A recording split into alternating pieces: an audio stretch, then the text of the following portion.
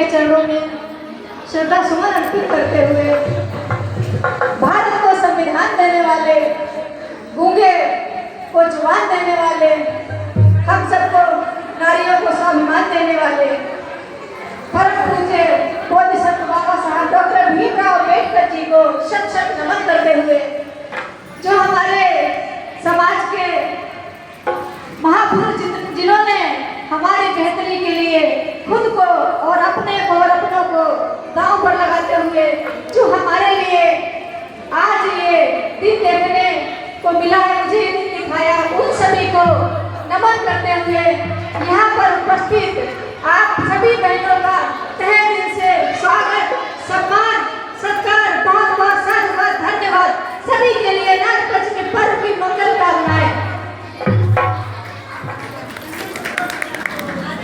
नागपंचमी पर्व का इतिहास बहुत पुराना है। नागपंचमी पर्व हमारा बहुत पुराना पर्व है, त्योहार है। ये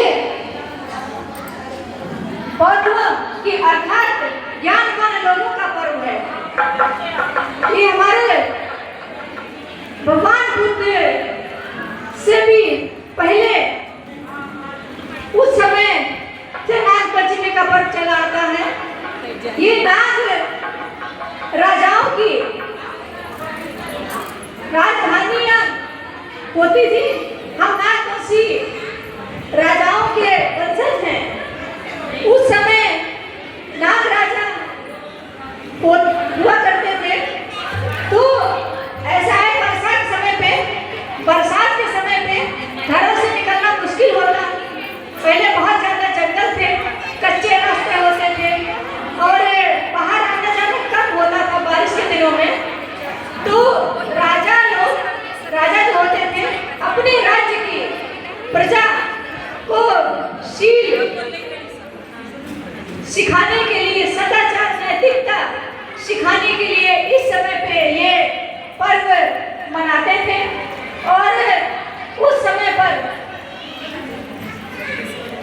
अपने अपने घरों में सभी लोग पंचशील, अष्टशील कुपोषण ग्रहण करते और सभी लोग एक तरह से मतलब नैतिकता की ओर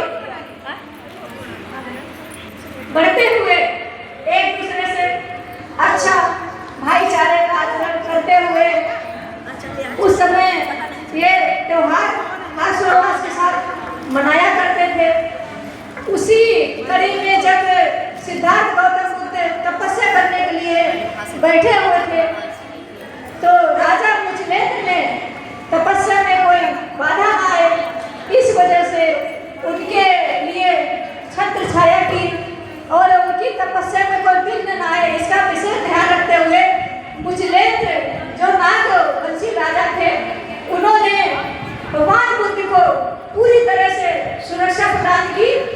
और उनका आज भी मुचलेंद्र, क्योंकि राजा का नाम मुचलेंद्र था, इसलिए आज भी मुचलेंद्र सरोवर के नाम से वो जगह बुद्धगया में जानी जाती है। तो ये कोई नागपंचमी का पर्व हमारा ऐतिहासिक पर्व है, कोई नया नहीं है। और इसी को आगे बढ़ाते हुए इतिहास को बाबा साहब ने सबसे ज्यादा पढ़ा और फिर बाबा साहब अम्बेडकर ने 14 अक्टूबर 1956 में नागपुर, जो कि नागों की राजधानी हुआ करती थी, 1956 में 10 लाख अनुयायियों के साथ नागपुर में बौद्ध धर्म की दीक्षा ली।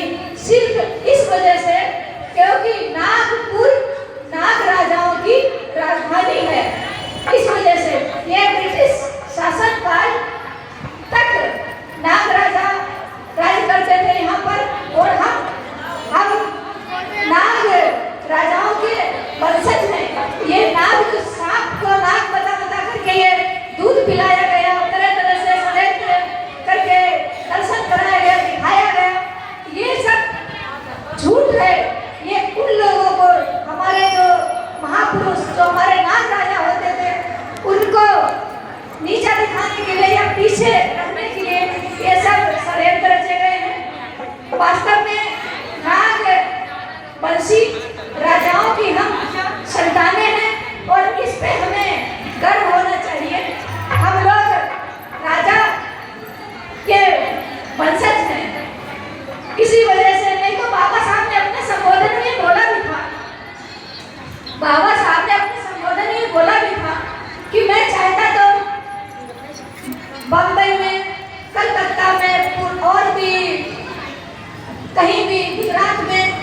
बड़ोदरा में कहीं भी धर्म दीक्षा का कार्यक्रम कर सकता था, लेकिन क्योंकि हम नागवंशी राजाओं की संतान है और वो हमारे पूर्वज हैं, इस वजह से उन्होंने नागपुर को ही विशेष महत्व देते हुए नागपुर को चुना बौद्ध धर्म दीक्षा के लिए। तो हमें अपने ऊपर गर्व होना चाहिए कि हम राजाओं की संतानें हैं। वो किसी तरह षड्यंत्र बस वो हमको इस तरह से ऊंच नीच की श्रेणी में जो भी डाला गया है वो हम नहीं है। हम वास्तव में ही योद्धाओं की संतानें हैं। इसी वजह से हम हिम्मत करके हर तरह से मुकाबला करके और डट करके समाज के लिए, धर्म के लिए, अपनों के लिए खड़े हो पाते हैं। और हमारी बहनें जो यहाँ पर उपस्थित हुई हैं, बारिश के मौसम में भी बहुत बहुत साधुवाद, सभी बधाई के पात्र हैं। सभी के लिए बहुत बहुत हार्दिक शुभकामनाएं। एक बार पुनः नाग पंचमी पर्व की बहुत बहुत कामनाएं। और इसी तरह से हमको हर वर्ष नाग पंचमी का पर्व धूमधाम से बनाना चाहिए, अपना इतिहास जानते हुए, अपने को